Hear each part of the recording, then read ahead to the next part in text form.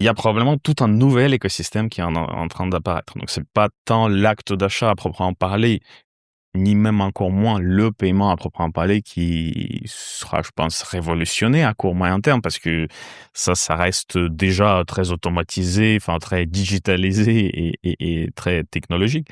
Mais c'est vraiment toute cette, toute cette transaction, enfin tout ce package d'actions qu'on a autour de l'achat.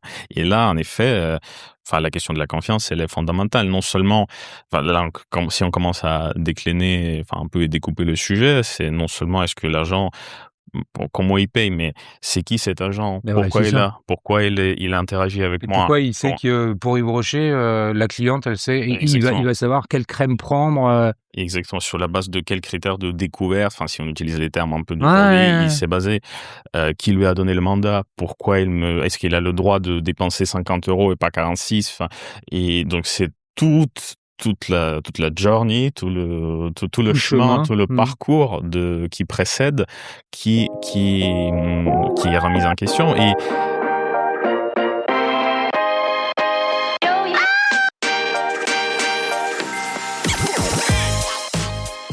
Bonjour et bienvenue sur les Digital Doers. Depuis 2019, je prends le temps de rencontrer celles et ceux qui façonnent et transforment le commerce en France, des dirigeants de marques, d'enseignes, de plateformes, de DNVB ou de solutions qui vivent de l'intérieur les grandes mutations du commerce. Ici, pas d'interview formatée, j'aime les conversations longues, franches et analytiques, celles qui permettent de prendre de la hauteur, de comprendre les choix stratégiques, les contraintes, les arbitrages et les convictions, que ce soit en mode one-to-one ou dans des formats thématiques.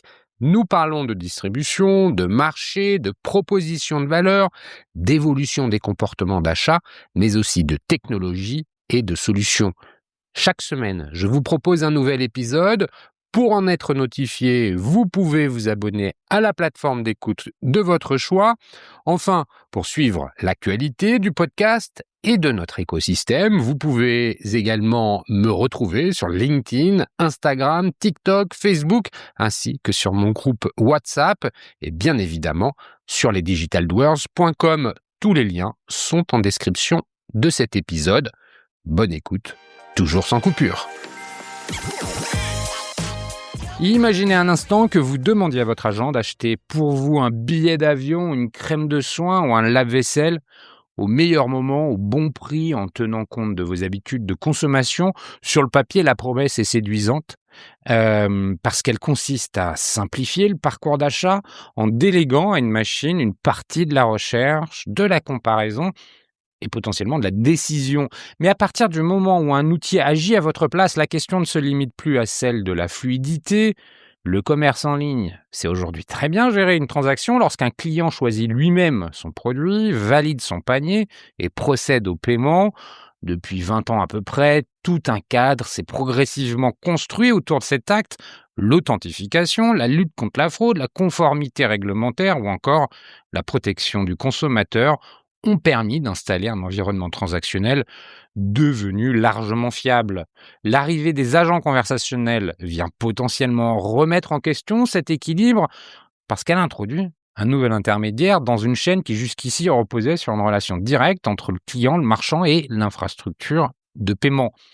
Avec cette nouvelle configuration, la confiance ne se construit plus de la même manière puisque le consommateur délègue une partie de sa décision à un tiers logiciel. Le risque lui-même change de nature car une erreur, une mauvaise interprétation ou une manipulation peuvent désormais intervenir bien avant l'acte de paiement. Quant à la responsabilité, elle devient plus difficile à attribuer dès lors qu'un problème surgit dans une chaîne d'action moins directe et moins lisible. Ces évolutions touchent au cœur même de la transaction. Elles obligent à revisiter ce qui fait sa solidité, la fiabilité des échanges, la sécurité des flux et la clarté des rôles entre les différents acteurs. C'est ce que nous allons explorer aujourd'hui. Pour en parler, j'ai le plaisir de recevoir Romain Piquet, directeur grand compte chez Nuvei, qui apportera le regard d'un acteur du paiement confronté quotidiennement aux enjeux de sécurisation, de gestion du risque et de la robustesse transactionnelle, ainsi que Yeven Verimi, Head of Payment chez Yves Rocher, qui partagera la perspective d'un retailer pour qui ces évolutions interrogent à la fois la relation client, l'organisation interne et la responsabilité marchande. Mais avant de commencer, Yeven, peux-tu te présenter en quelques mots? Et bonjour Cyril, bonjour Romain. Avant de tout, Cyril, merci d'être pour l'invitation. Enfin, merci de nous avoir invités dans ton podcast. Donc, Yeven Veremi, je suis en charge des systèmes de gestion de trésorerie chez le groupe Rocher, mais aussi des moyens de paiement depuis 2 ans. C'est dans ce cadre-là que, on va dire, je vais m'exprimer aujourd'hui sur ce sujet d'actualité. J'avais eu le plaisir de travailler pour le groupe L'Oréal aussi dans la trésorerie corporate et j'ai également travaillé en tant que consultant dans les systèmes de gestion de trésorerie.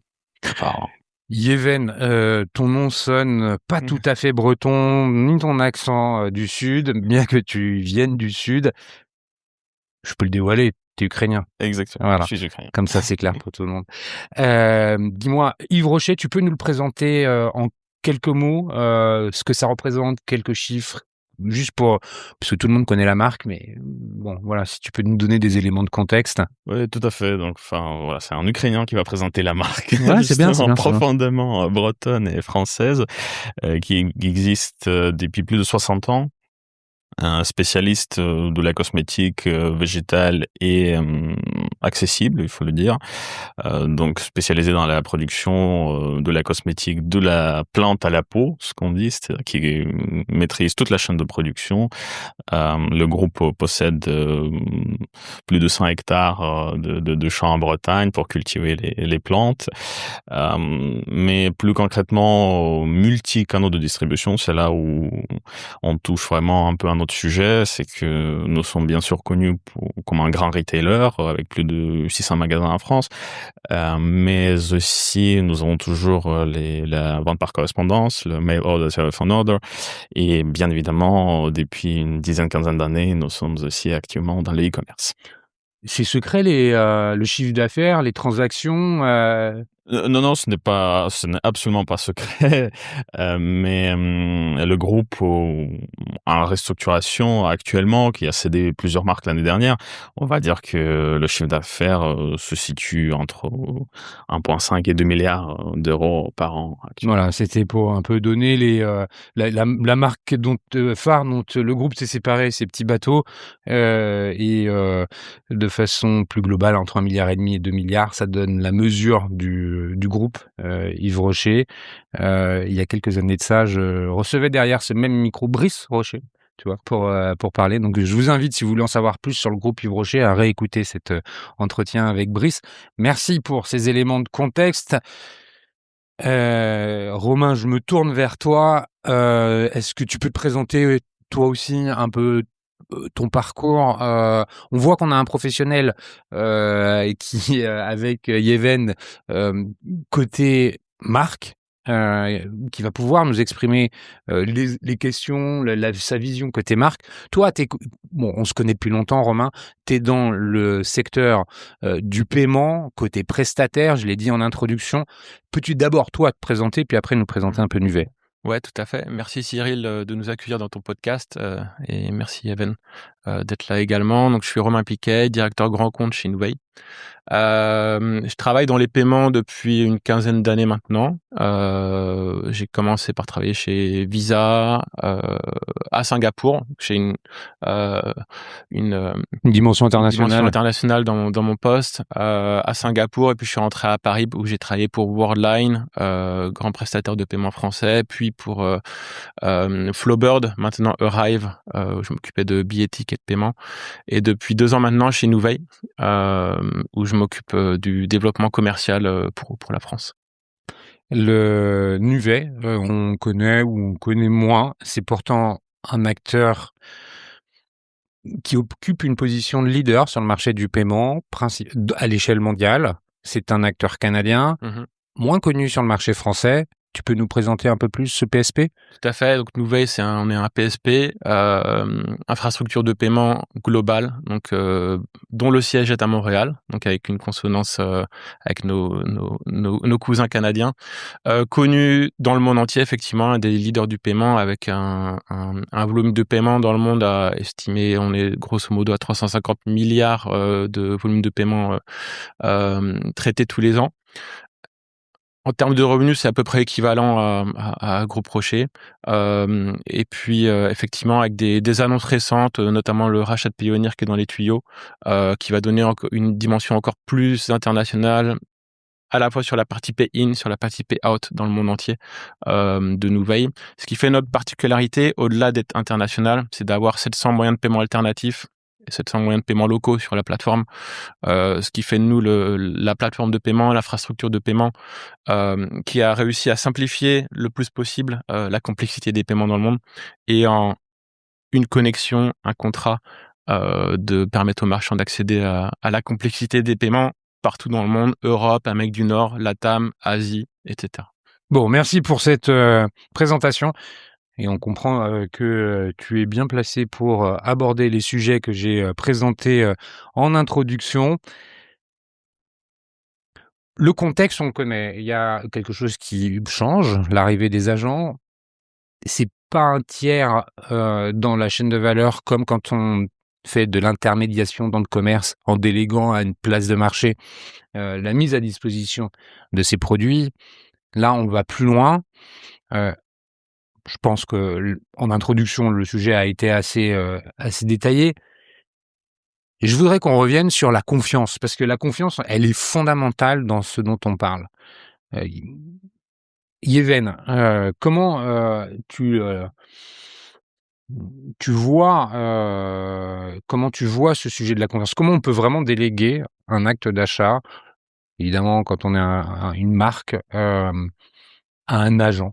Est-ce qu'on peut se dire: «C'est bon, je lui fais confiance pour qu'il aille choisir les bonnes crèmes, les bonnes, et puis, acheter tout seul pour moi»? Oui, tout à fait. Je pense que la confiance, elle est fondamentale dans l'acte d'achat et même dans notre vie de tous les jours, quoi. Enfin, beaucoup de choses se basent sur la confiance. Comme tu l'avais très bien expliqué, Cyril, l'infrastructure actuelle, enfin les processus actuels, se sont construits depuis un moment dans le e-commerce. Et donc, l'ensemble des acteurs, parce que l'écosystème reste malgré tout fragmenté, complexe. Enfin, on a le PSP ici, les marchands, les clients, les acteurs de la tech, etc. Donc, l'écosystème est un complexe, mais c'est un écosystème dans lequel les gens...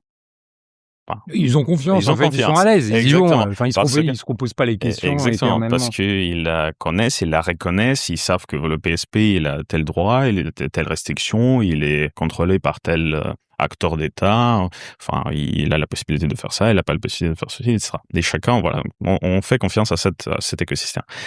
Il y a probablement tout un nouvel écosystème qui est en train d'apparaître. Donc, c'est pas tant l'acte d'achat à proprement parler, ni même encore moins le paiement à proprement parler qui sera, je pense, révolutionné à court moyen terme, parce que ça reste déjà très automatisé, enfin très digitalisé et très technologique. Mais c'est vraiment toute cette transaction, enfin tout ce package d'actions qu'on a autour de l'achat. Et là, en effet, la question de la confiance, elle est fondamentale. Non seulement, là, si on commence à décliner, un peu découper le sujet, c'est non seulement est-ce que l'agent, comment il paye, mais c'est qui cet agent? Pourquoi il est là? Pourquoi il interagit avec moi? Pourquoi il sait que pour Yves Rocher, la cliente, elle sait, il va savoir quelle crème prendre. Exactement. Sur la base de quels critères de découverte, si on utilise les termes un peu d'aujourd'hui, il s'est basé, qui lui a donné le mandat, pourquoi est-ce qu'il a le droit de dépenser 50 € et pas 46? Et donc c'est toute la journey, tout le chemin, tout le parcours qui précède, qui est remis en question et qui est en train de se décider via les protocoles, via les discussions entre les grands acteurs sur l'infrastructure. Donc, nous, en tant que marchands, je pense qu'on a Certes, c'est un nouveau canal de distribution, potentiellement, enfin, un complémentaire, additionnel à ceux qui existent. Certes, ça va être progressif, donc on va pas perdre le retail, le e-commerce et le moto du jour au lendemain. Alors, on rappelle juste, le retail physique, c'est encore 87% des transactions. Peut-être un peu moins actuellement, mais c'est 80%, ouais, je pense. Ouais, en Aux moyenne, alentours de 80. les derniers chiffres, c'était 87%. Mais Voilà, à donc l'échelle... Voilà. ça dépendant du pays, peut-être Ouais. de l'acteur, mais exactement. Donc ces canaux vont persister et le changement va forcément être progressif. Cependant, on a beaucoup de choses à perdre, comme je disais, sur la découverte, sur la visibilité de la marque, sur la manière dont on est perçu, sur la manière dont on est proposé ou n'est pas proposé, sur la manière dont on est exposé aux agents, parce que ce sont nos produits, notre chiffre d'affaires derrière. Attends, mais on va y revenir là-dessus. Mais sur la confiance, est-ce que selon toi, les consommateurs sont prêts à déléguer? Donc ça, c'est une question plutôt de l'ordre, on va dire, personnel. Je dois me Ah, mettre mais en tant que... non, alors qu'on soit bien clair. On peut pas se baser sur une étude, sur quoi que ce Tout à fait. soit. Mais ton interprétation de cette question. Selon toi, les consommateurs, et prenons le cas d'Yves Rocher, parce que c'est là que je travaille quand même aujourd'hui. Selon toi, les consommatrices, elles sont prêtes, en partie, complètement, pas du tout, à déléguer à un agent le processus d'achat qu'elles ont déjà établi, et avec Yves Rocher, où il y a une habitude qui s'est créée. Est-ce qu'elles sont prêtes à essayer? Tu vas me dire certaines oui, d'autres non. Exactement. Certaines oui, d'autres non. Enfin, notre clientèle, si on parle de la marque Yves Rocher, parce qu'il y en a d'autres marques, on a Dr Pierrico, on a Arbonne, on a Sabonne, on a 4 marques au sein du groupe. Mais par exemple, si on prend la marque, on va dire core du groupe qui est Yves Rocher, la clientèle est plutôt segmentée entre 2 catégories d'âge. Donc il y a des très jeunes, on peut dire, c'est-à-dire des adolescents ou des jeunes adultes, et il y a des personnes plutôt âgées. Ah, Et donc il y donc a un ventre mou au milieu? il y a moins, voilà, moins de personnes, on va dire, de l'âge, actif, ou qui sont dans le monde du travail. Je pense que les réactions seront totalement Bien sûr. disparates, au vu du fait que d'un côté on a la génération Z qui elle est nativement AI, on peut pas dire qu'ils sont nés avec l'IA, mais qui connaissent l'IA de façon très très concrète, qui l'utilisent tous les jours, et des personnes peut-être qui sont moins à l'aise avec ces sujets. Donc je ne pense pas que la marque Yves Rocher, très sincèrement, ni les consommateurs de la cosmétique en France ou en Europe au sens large soient les premiers concernés par l'apparition du commerce agentique. Cependant, c'est aussi l'effet de la mode. C'est-à-dire que si dans d'autres secteurs, les consommateurs vont se mettre à le faire chez d'autres acteurs, Il y a un effet de contagion, en fait. exactement, dans d'autres pays, etc., ça peut venir massivement et fortement. Et là, il faudra... c'est l'objectif d'en parler désormais pour être prêt à affronter cette vague qui risque d'arriver. Peut-être elle n'arrivera pas. Personne n'a la bulle de cristal, mais si elle arrive, vaut mieux être prêt et comprendre les enjeux. Merci Even. Romain, toi, tu vois quoi chez tes clients par rapport à cette question de la confiance? Est-ce que quand tu parles avec eux de ce qu'est le commerce agentique, il y a cette notion de confiance qui vient qui vient assez rapidement dans la discussion? La notion de confiance, elle est primordiale dans l'e-commerce, dans le paiement, d'une manière générale. Donc on en a toujours parlé avec la PSD2, avec les 3D Secure, etc., avec les histoires de responsabilité. Là, dans l'agentique, on est dans un terrain un peu beaucoup moins connu. Et effectivement, la confiance, elle est primordiale. À la fois la confiance du marchand, même j'ai envie de dire la confiance du PSP dans le système, dans les protocoles. Parce que si on parle de responsabilité, de confiance, de responsabilité en cascade, si on rentre tout de suite dans les sujets un petit peu épineux de litige, etc., les marchands seront responsables, mais le PSP est également responsable en dernier lieu. Après, il y a aussi la notion, évidemment, comme vous disiez tout à l'heure, la notion de confiance du consommateur. Je pense que ça va dépendre effectivement des segments de population. C'est très intéressant pour Groupe Rocher de voir qu'il y a vraiment une dichotomie et un ventre mou dans les segments. Ça va peut-être être très intéressant de voir l'adoption. Ça va dépendre des pays aussi. Ça va dépendre des usages, ça va dépendre des marques. Je pense que une marque comme comme Yves Rocher et les marques du Groupe Rocher, où les gens s'identifient, une marque très humaine, les gens s'identifient, il y a un achat émotionnel. Les gens auront peut-être plus de mal à déléguer ce type d'achat. Pareil pour le luxe, où la marque est très forte. Ce qu'on voit, c'est quand même que l'Agentique, avec une délégation totale qui va jusqu'à la délégation de paiement, ça va quand même être à la fois pour la marque qui veut garder le contrôle sur son image, sur sa relation avec les clients, compliqué. Et puis du côté du consommateur également, les consommateurs n'auront certainement pas envie de déléguer ce type d'achat, plaisir émotionnel, à des agents, ou en tout cas pas de bout en bout. Peut-être un petit peu pour la découverte, le benchmarking, etc. Est-ce qu'on peut faire confiance? Est-ce que les consommateurs pourraient faire confiance à un LLM pour acheter même sous contrôle? C'est-à-dire qu'aujourd'hui, quand tu fais un achat sur le site d'Yves Rocher, par exemple, tu sais que c'est l'infrastructure de paiement portée par Yves Rocher qui est derrière et tu as confiance. Et pourquoi? On l'a expliqué tout à l'heure, parce qu'il y a 20 ans d'historique où le consommateur a appris à connaître le fonctionnement et aujourd'hui le 3D Secure est rentré comme une norme. Parfois même, il est nécessaire de le voir intervenir sur des achats ou pour des paniers élevés où on veut voir la confirmation sur son écran et le frictionless quelque part ne rassure plus. Bon, bref, on a quand même une idée dans les infrastructures et on a confiance. Est-ce que demain, quand un agent, même s'il doit être validé par son utilisateur, achète, est-ce que c'est à lui qu'on fait confiance pour acheter? Est-ce que c'est lui qui porte le système d'achat? Est-ce que c'est juste finalement nous qui allons aller nous rendre sur le site d'Yves Rocher pour finaliser? Tu vois ce que je veux dire? Ouais. La confiance, elle va se construire petit à petit. Je pense que les utilisateurs, les clients sont pas prêts à déléguer immédiatement le paiement dans la LLM. Est-ce qu'ils en ont envie ou pas?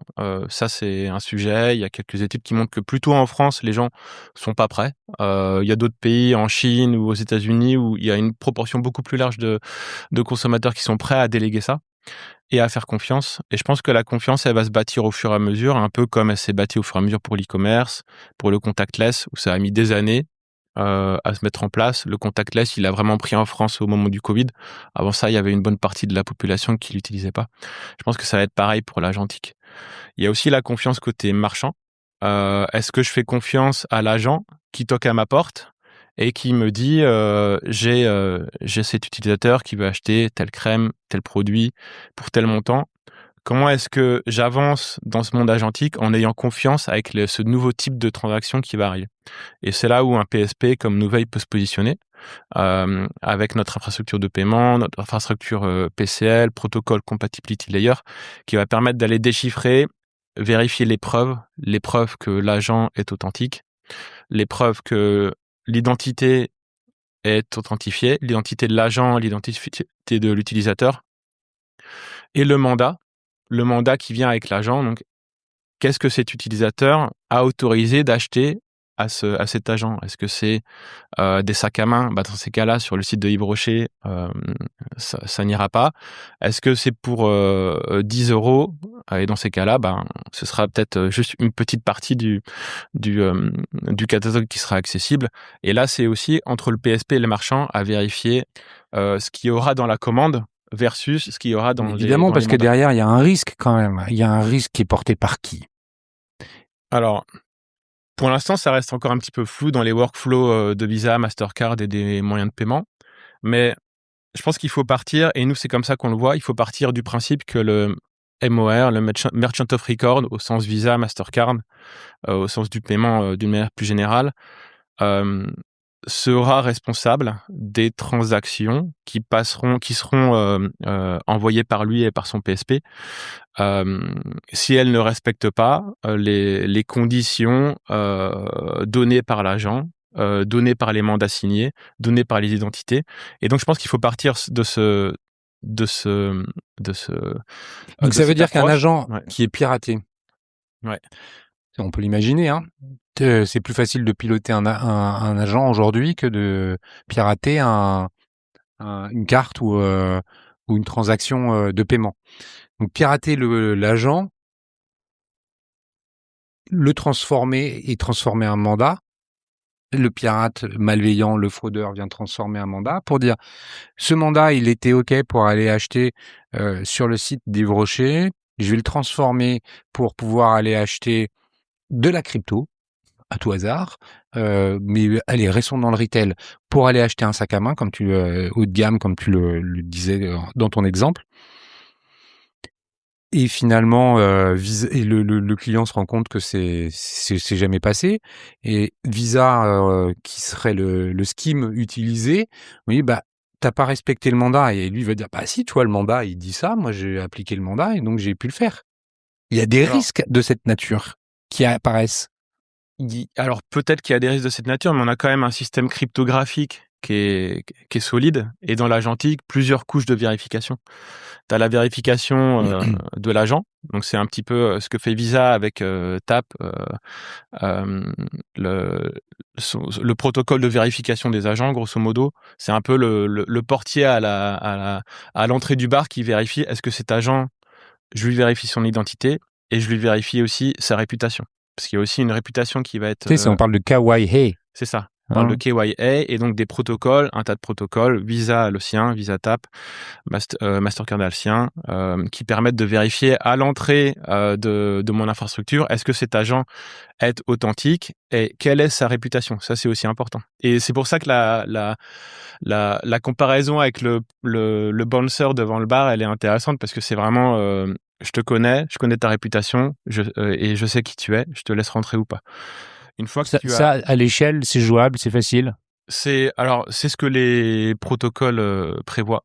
Et je veux dire, la cryptographie, elle est quand même assez solide. On fait confiance à 3DS pour l'authentification des utilisateurs. De la même manière, on pourra faire confiance à la cryptographie, aux authentifications fortes du côté de l'agent, du côté de l'utilisateur qui devra aussi s'authentifier fortement pour adosser son identité personnelle à l'identité de l'agent.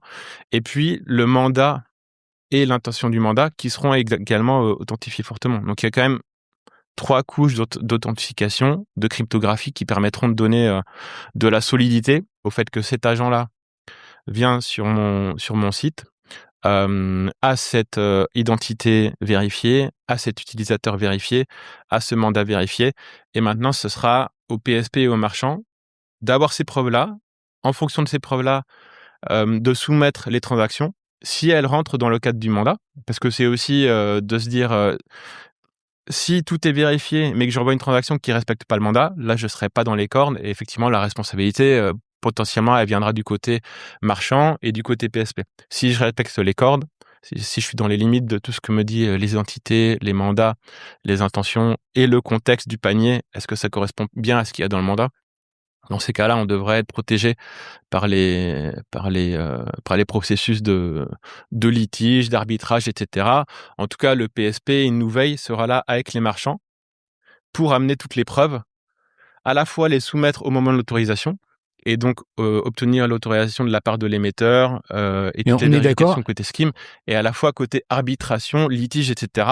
d'avoir les preuves et de permettre aux marchands de soumettre toutes ces preuves en cas de litige. Je vais te passer la parole, Yven, pour que tu nous exprimes le point de vue d'une marque sur la vente. Cependant, il y a une notion nouvelle de fraude qui apparaît. C'est-à-dire qu'on peut imaginer se faire hacker son compte ChatGPT, Gemini et qui est quelqu'un de malveillant vienne modifier un mandat à notre place. Donc là, il y a potentiellement une porte plus faible que ce qui n'existait quand il n'y avait pas ces intermédiaires. Est-ce que c'est quelque chose... Comment vous voyez les choses chez Yves Rocher par rapport à ça?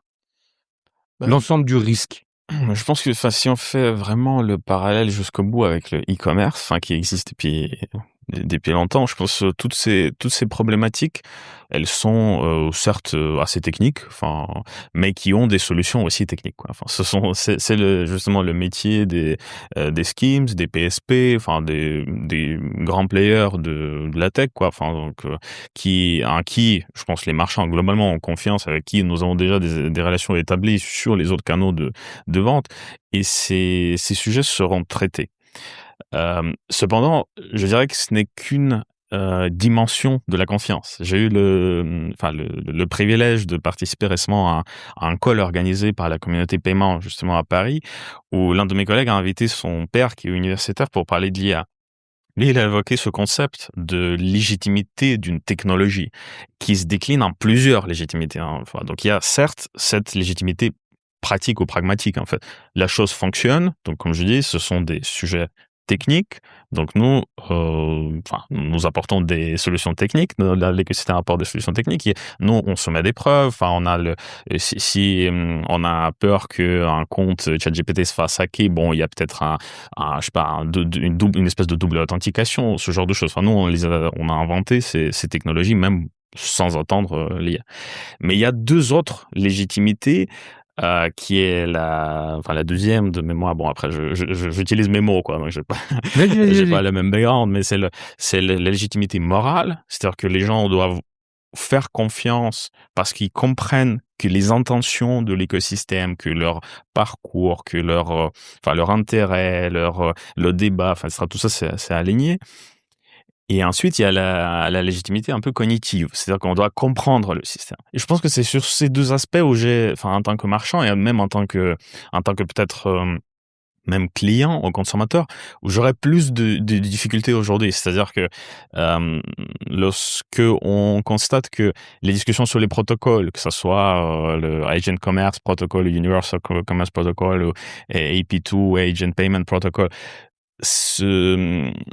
enfin, pour se parler avec les commerces, on est en train de discuter des protocoles TCP/IP, donc enfin comment le Internet fonctionne. Donc c'est quand même, ce sont des choses très basiques, mais très déterminantes et très fondamentales. Euh, les discussions, certes, ont lieu entre les acteurs de la tech parce que c'est leur domaine, mais je pense qu'il est vraiment très important d'impliquer, d'élargir les discussions avec les consommateurs, les marchands, etc., pour que tout le monde non seulement comprenne mieux ce qui se passe de façon très concrète, mais aussi que les gens aient cette confiance un peu morale. C'est-à-dire que tout le monde participe, pas que des acteurs d'un pays ou d'un continent, pas que des acteurs d'une certaine taille, mais un peu tout le monde discute de comment on va commercer avec l'aide de l'IA, quoi. Et, euh, et ensuite, je pense que tous ces sujets seront très facilement traités de manière technique. On va répliquer les mesures type 3DS ou autres, enfin tout à travers de la chaîne. Ce que tu dis, en fait, est juste. Et il y a une question qui se pose à moi, c'est celle de la responsabilité. Même aussi, Romain, tu as commencé à en parler, on a commencé à en parler. Mais il y a des raisons qui peuvent expliquer ou pas pourquoi ça déraille. À un moment, ça peut ne pas fonctionner. Romain nous explique que cette responsabilité-là sera portée par les schemes. Est-ce que c'est 100%? Est-ce qu'il y a d'autres aspects de dysfonctionnement qui pourraient être portés par le marchand? Bah, totalement, parce que je pense que là, le commerce va devenir d'une certaine manière, enfin, on va utiliser le terme augmenté, mais en tout cas, il va devenir encore plus digitalisé, parce que nous, en tant que marchands, on va devoir être connecté et vendre, ou soit via des machines, soit même à des machines, d'une certaine manière, enfin, dans une certaine mesure. Donc là, certes, notre capacité de fournir les données structurées, d'avoir nos catalogues en bonne forme, tout ça, ça nous engage aussi. Donc c'est-à-dire que nous ne pourrons pas, il y a une responsabilité, même sans parler des éléments de la fraude ou des choses, des litiges très concrets. Il y a une responsabilité côté marchand pour que ça fonctionne.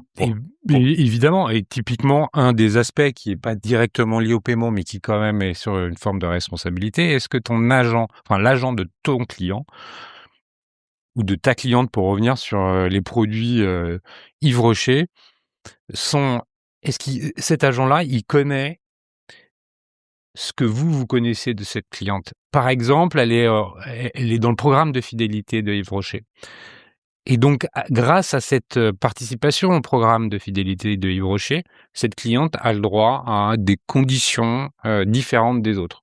Des prix inférieurs, des frais de livraison gratuits, le cumul de points. Bref, il y a plein de choses qui existent dans un programme de fidélité. Comment tu fais en sorte que ton agent, il soit au courant que le mandataire, puisque en fait c'est ça, si on parle de mandat, on lui a donné un mandat, la personne qui lui a donné un mandat, elle est aussi encartée dans le programme de fidélité d'Yves Rocher. Et donc à ce titre-là, il faut veiller à ce qu'il y ait bien les avantages dus au programme de fidélité. Si ça, c'est pas le cas. C'est une énorme question. Et justement, on ne sait pas répondre actuellement à cette question pour une raison simple, parce qu'on voit bien que dans les infrastructures qui sont définies actuellement, comme disait Romain, dans les protocoles, il y a des protocoles qui traitent ce point, par exemple, qui permettent de transférer l'information liée au profil client, liée au point de découverte, sur son parcours, à ce qu'on propose à tel ou tel type. Et ça. Et il y a des protocoles qui ne le permettent pas, qui se contentent tout simplement de traiter, par exemple, si on revient sur le paiement, on va dire qu'il remplace la page de checkout, en fait, entre l'agent IA qui a déjà fait toute la présélection, etc., de façon totalement agnostique par rapport à ton parcours client, par rapport à ta marque, par rapport à tous les autres points, et qui ne permet tout simplement juste de transactionner, de réaliser la transaction paiement comme celle qu'on connaît dans le checkout. Et donc, voilà, dans ce cas-là, ce n'est pas possible. Et dans d'autres cas, ça peut le devenir si c'est prévu. Mais Est-ce qu'il y a la question qui se pose à des marques comme Yves Rocher de se dire je vais ouvrir un protocole MCP avec les agents et ma base CRM pour lui dire voilà tout ce que je connais sur les clients. Bon, ma lecture du sujet, c'est que je pense que ce n'est pas suffisamment mature afin de prendre une position ferme à date, quoi. Enfin, c'est quand même en train de se dessiner et de se décider. 2, je pense que les données des marchands, ça va être l'un des seuls éléments vraiment différenciants dans C'est un asset. Ouais, un asset dans cet écosystème. Et là, probablement la question se posera que les données telles qu'on les expose aujourd'hui sur le site, juste pas de façon totalement anodine, de façon totalement ouverte, etc. Peut-être pour les agents IA, il faut qu'il y ait un nouveau modèle qui apparaisse, que même la consultation peut devenir peut-être payante. Enfin, je sais pas, ce genre de choses peuvent être imaginées parce que on voit que l'infrastructure d'achat, elle devient de plus en plus éloignée du site. Concrètement, le site appartenait quand même à chaque marque. C'était ça la vitrine. C'était, on va dire, si on s'imagine l'équivalent du retail, c'est le remplacement de la boutique d'une certaine manière, et c'est le marchand quand même malgré tout qui gère. Bon, on met quelques exceptions à part, type les marketplaces, etc. Mais globalement, ça reste ça. Tandis que là, il y a plus de boutique, plus de vitrine. Donc, l'un des seuls éléments qui restent, c'est la donnée. Et donc, probablement, il faut la traiter différemment. La donnée, la responsabilité, qu'est-ce que ça t'inspire, Romain, ce que Yéven vient de nous dire? Non, c'est des sujets très intéressants, fondamentaux. Effectivement, si on parle de l'aspect, par exemple, fidélité, on est plus sur la couche commerce que Google, que c'est plutôt Google, en tout cas en ce moment, qui gère ça dans ses protocoles.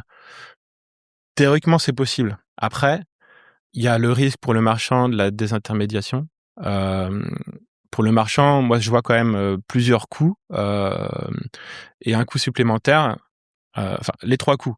Ça va être le coût de la mise en place d'un MCP pour être lisible par les LLM. Le coût éventuellement de la plateforme qui pourrait, pour l'instant c'est pas fait, mais on peut tout à fait projeter les LLM qui demandent une fee de mise en relation entre l'utilisateur et le client. Et puis il y aurait entre l'utilisateur et le commerçant. Entre l'utilisateur et le commerçant, merci. Et donc ces coûts supplémentaires, si en plus de ça, pour finir, le marchand se fait totalement désintermédier, je pense que là, les commerçants vont pas marcher surtout les grandes marques qui ont besoin d'avoir cette relation avec le client, vont pas marcher dans ce type de système où au final, si on va au bout de cette logique, le site commerce ne deviendrait que un site de gestion logistique. Puisque Oui, tout on va serait- avoir des dark Voilà. sites web Voilà. comme les dark kitchen, les dark C'est e-commerce ça, où un dark, tu n'existes que pour pouvoir alimenter un autre système. voilà. Donc il y aura peut-être des sites qui vont aller dans ce sens-là, mais je pense pas que les marques, les marques fortes vont aller dans ce sens-là. Et après côté LLM, on voit aussi des progrès et des reculs. À la fin de l'année dernière, si on avait fait ce podcast à la fin de l'année dernière, on aurait parlé de OpenAI Et du qui checkout. avait intégré le checkout directement dans sa page. Il y a plutôt eu un recul là-dessus. Je pense qu'ils se sont rendus compte que le paiement, comme disait Yevhen, c'est complexe. Il y a Oui, quand puis même alors une- c'est surtout qu'ils voulaient pas porter la responsabilité. On parlait de responsabilité parce qu'il commençait à se passer quelque chose qu'ils avaient mal anticipé. C'est qu'on allait leur faire porter la responsabilité du paiement. Et là, ce qu'on voit, c'est plutôt donc toute la partie en amont, découverte, acquisition, etc., sélection des produits, elle est faite sur les LLM. Et ça, c'est vraiment quelque chose qui rentre dans les mœurs. Hein. On l'utilise tous pour aller regarder un restaurant, un produit, etc. Et puis après, par contre, à la fin, on va être redirigé vers la page du commerçant. Donc ça, c'est... Et puis, effectivement, la responsabilité et en sous-jacent, la complexité de comment je gère tous ces mandats, toutes ces vérifications, toute cette cryptographie qui est quand même le cœur du métier du PSP. Et c'est là où on accompagne les marchands pour, encore une fois, accumuler ces preuves via notre infrastructure, que c'est le bon agent, que c'est la bonne personne, que c'est le bon mandat, que le mandat est respecté. Ça, c'est notre boulot. Et je pense que dans un monde de paiement complexe, Nuvei est déjà avec son infrastructure à simplifier l'accès aux moyens de paiement alternatifs. Là, on va être dans une logique avec le PCL, Protocol Compatibility Layer, un peu d'orchestrer et d'orchestrer la confiance en fait, de récupérer un bout de confiance côté agent, un bout de confiance côté utilisateur, un bout de confiance côté intent, de le rassembler, de Du soumettre côté intent. au côté intention, Ah oui. mandat dans l'intention. Pardon, pour les anglicismes, de soumettre la transaction avec le moyen de paiement aussi vérifié, token de paiement, tout ça le soumettre au scheme Visa, Mastercard et autres, et donc d'avoir toutes les cartes en main pour être certain que, en tout cas pour mettre toutes les cartes de son côté, une garantie pondérée, mais une bonne garantie quand même que si la transaction est acceptée, j'ai vérifié toutes les preuves de mon côté, que la responsabilité ne m'incombera pas à moi en tant que marchand et en cascade à moi en tant que PSP. Parce que si je vais au bout de cette logique-là, on fait des POC avec Mastercard sur l'agentique. Évidemment, c'est intéressant, c'est l'innovation et c'est un champ des possibles qui est extraordinaire, l'intelligence artificielle et l'agentique. Mais on a aussi une responsabilité en tant qu'acquéreur pour les marchands. En dernier lieu, c'est quand même le PSP et l'acquéreur qui est responsable de tous les chargebacks. Donc, c'est pour ça qu'on accompagne les marchands dans cette logique-là, mais on a aussi un fort intérêt en tant que PSP à comprendre comment ça fonctionne et à participer aux discussions. Et c'est ce qu'on engage à faire aussi les marchands, c'est pas forcément de se lancer tout en avant, tout go dans l'agentique, mais commencer à tester. Ça permet aussi de comprendre comment ça fonctionne et d'influencer éventuellement les discussions. Les chargebacks, les remboursements. On parle à qui là maintenant? À un agent? On rembourse un agent? Non, je pense que c'est des acteurs, pas forcément Non, un mais tu agent, vois, en mais- fait, tu parles on parlait du KYC ou du KYA pour connaître son agent. Et finalement, quand un remboursement arrive, enfin une demande de remboursement arrive, qui l'a fait? Est-ce que c'est l'agent? Est-ce que c'est le consommateur? Et comment tu réconcilies tout ça à l'intérieur de tes propres systèmes? Bah, in fine, derrière un agent, il y a un consommateur. Derrière un consommateur, il y aura un agent. Enfin, Ouais. c'est deux en un, quoi. C'est deux en un. Ça devient oui, c'est une sorte de double identité, comme tu dis, Romain, en effet. Et donc, justement, enfin, là, les mécanismes un peu de contrôle, de vérification doivent doivent être clairs, ils doivent être trouvés pour pouvoir le faire. Parce que actuellement, si on prend l'exemple le plus banal dans le retail, les mécanismes de contrôle de l'identité sont un peu, enfin, comment dire, on les connaît depuis la nuit des temps, quoi. C'est une personne rentre dans la boutique, je vois que son comportement n'est pas déviant, etc. Enfin, ça paraît basique. C'est une personne qui a 2 bras, 2 jambes, etc. Enfin, tout ça, ce sont des points de contrôle qu'on fait de façon totalement naturelle et spontanée, quoi. Enfin, même sans aucune formation.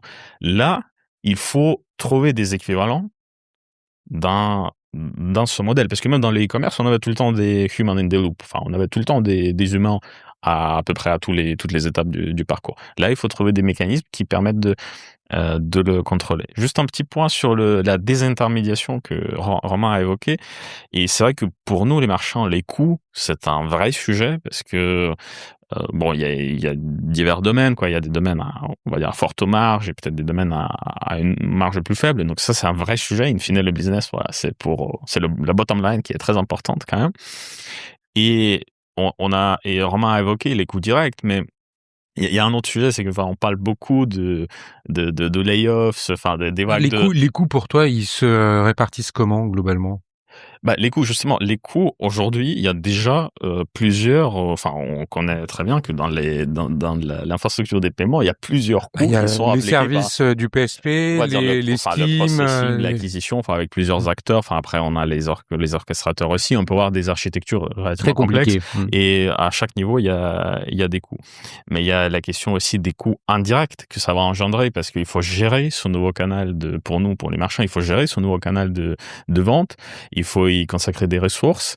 Et comme je disais, les canaux existants ne disparaîtront pas du jour au lendemain et tant mieux. Et ça c'est très bien pour nous tous. Mais il faut mettre des ressources en face. Et donc ça aussi, même la gestion des nouveaux partenaires sur cette désintermédiation, etc. Tout ça, c'est consommateur de ressources. Donc, in fine, ça impacte le PNL des marchands. Et donc, voilà, c'est un sujet. Et c'est là que c'est intéressant que tu aies une casquette, enfin que tu aies plusieurs casquettes, pas que le paiement, parce que ça permet de bien comprendre ça. Pour revenir sur, enfin pour continuer plutôt, pour prolonger. Maintenant, un commerçant, là, qu'est-ce qu'il fait? Qu'est-ce qu'il doit faire par rapport à l'état des lieux? Je crois qu'on est tous d'accord pour dire, hein, la seule chose qu'on sait, c'est qu'on ne sait rien. C'est-à-dire que la discussion qu'on a aujourd'hui, si on l'a à nouveau en décembre, probablement qu'il y a pas mal de sujets qui seront déjà soit périmés ou changés ou tout avance très vite. Romain, tu le disais, hein, justement, il y a 6 mois, le checkout était arrivé dans Penailly. Bon, aujourd'hui, il n'y est plus. Il faut faire très attention. Et justement, quand on est un commerçant, comment on prépare ces évolutions, comment on navigue plutôt exactement au milieu de toutes ces réalités d'innovation? Selon moi, je pense que la pire, je peux donner la pire des positions. La pire des positions serait d'ignorer le sujet, en fait. C'est-à-dire de ne prendre aucune position. C'est-à-dire de ni le traiter, ni n'est pas probablement traité pour des raisons objectives. C'est-à-dire que chaque marchand a connaissance de son business model, sa clientèle, son historique, son appétence de la clientèle par rapport à la technologie, etc. Doit prendre une position sur le commerce argentique. Est-ce qu'on fait des POC? Est-ce qu'on teste? Est-ce qu'on teste pas? Est-ce qu'on ne fait, voilà, justement, on n'attaque pas ce canal pour des raisons évidentes parce que c'est pas assez mature, ça ne concerne pas court terme, etc. Donc je pense qu'il faut définir vraiment un cadre clair sur le sujet. C'est-à-dire qu'il faut poser le sujet sur la table et peut-être la réponse c'est à l'état actuel, nous ne traitons pas ce sujet, nous attendons les premiers résultats. Oui, mais c'est déjà ce que je comprends, c'est avoir à minima un travail de veille sur ce qui existe, de compréhension des enjeux, des questions, peut-être tester, mais à défaut, être très vigilant sur ce qui se passe d'un point de vue technologie, mais pas que, parce qu'on se rend bien compte qu'il n'y a pas que des questions tech, il y a aussi des questions liées au comportement d'usage et qui sont pas tout à fait tech. Romain, cette même question pour toi, côté tech finalement, qu'est-ce qu'on fait aujourd'hui pour être vigilant par rapport à ces évolutions? Tu nous as évoqué les POC sur lesquels vous étiez avec Mastercard, mais plus que ça. Si je prends un petit peu de recul, l'intelligence artificielle, elle apporte une sophistication, tu l'avais évoqué au début, des nouvelles capacités, les barrières d'entrée sont baissées. Pour les marchands, on a beaucoup de marchands marchands français qui nous disent, grâce à l'intelligence artificielle, je vais pouvoir facilement traduire mon site, je vais pouvoir facilement aller à l'international. Là-dessus, on peut les accompagner sur les moyens de paiement. Quelque chose d'intéressant. Donc ça, c'est le bon côté des choses. Sur le côté, ça baisse aussi les barrières d'entrée à la fraude, au risque. D'une manière générale, ça augmente la sophistication. Nous, ce qu'on pense, c'est que l'infrastructure de paiement, les rails de paiement, ils auront toujours les mêmes logiques.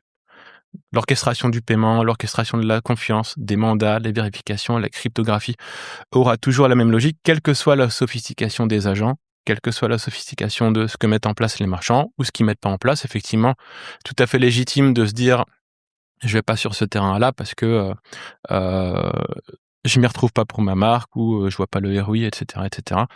Nous, ce qu'on pense, c'est que sur le moyen et long terme, il faut, pour les marchands, un partenaire qui soit stable en termes de fourniture de responsabilité, fourniture de confiance, c'est-à-dire un partenaire qui permette d'accéder aux rails de paiement en toute confiance. On revient à la confiance qui était ton introduction, pour que les marchands puissent se concentrer sur leur métier, puissent se concentrer sur comment est-ce qu'ils exposent leur catalogue, est-ce qu'ils exposent ou pas les données clients, comment est-ce qu'ils travaillent sur ce nouveau canal qui est potentiellement très prometteur, effectivement.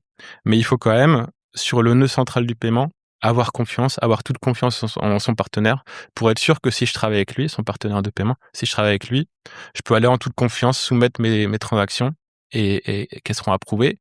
Et surtout qu'en termes, je borne ma responsabilité grâce au protocole et grâce à ce que les protocoles agentiques, Visa, Google et les autres mettent en place et à ce que mon PSP permet d'orchestrer. Quand tu discutes avec différents, parce que tu as l'opportunité de discuter avec plusieurs secteurs différents, tu as des clients dans différents secteurs, est-ce que tu mesures un même niveau de maturité ou est-ce que ça diffère en fonction soit du secteur, soit de la taille, soit de la nature même de ton client? On peut avoir une position différente en fonction de ce qu'on est une marque comme Yves Rocher ou un distributeur. Les enjeux sont peut-être pas tout à fait les mêmes. Non, les enjeux sont pas les mêmes. Effectivement, il y a des marques ou des entreprises qui vont plus être à même d'accepter ce rôle de centre logistique, parce que c'est déjà un petit peu comme ça qu'elle fonctionne. La relation client est peut-être moins importante, et d'autres marques qui plutôt vont vouloir garder. Alors, l'acquisition de trafic, l'acquisition de clients reste importante et de toute façon on utilise les LLM tous pour commencer à faire de la découverte de produits. Donc de toute manière, tout le monde regarde ça plus ou moins à différents niveaux. Après, l'agentique, on parle de paiement agentique et de paiement agentique autonome. Là, on est quand même sur de la prospective. C'est des choses qui arriveront peut-être sur les transactions recurring, sur les transactions B2B plus rapidement. Mais du paiement tout autonome,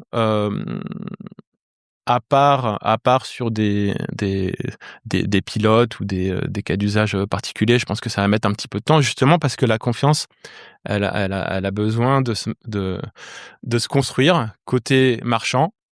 Je teste un petit peu, je vois comment ça réagit au niveau de ma responsabilité. Est-ce que je me prends une vague de chargeback ou pas?